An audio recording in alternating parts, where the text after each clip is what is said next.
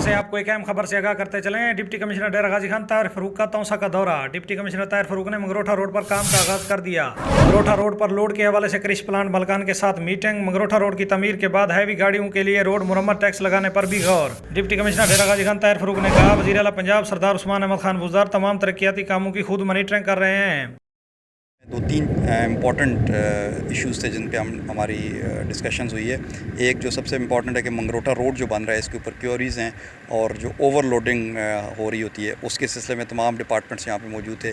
On field हमने visit भी किया और इसको मौके पे भी देखा है। इसके अलावा मंगरोठा में हमारी पब्लिक हेल्थ की स्कीम्स चल रही हैं, उसको हमने रिव्यू करना है।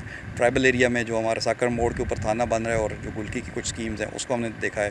और साथ ही इम्पॉर्टेंट जो एक इशू है कि NHA के साथ मिल के और पब्लिक हेल्थ के साथ जो स्ट्रीट लाइट्स लगानी है, आप देख रहे होंगे कि तोनसा की जो डबल NHA की जो रोड यूटिलाइजेशन उस पर बड़ा तेज़ी के साथ काम हो रहा है, वो देखना है।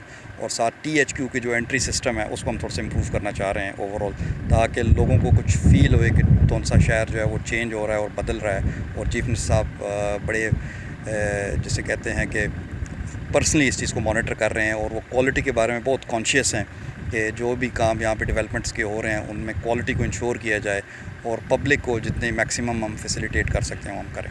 Thank you.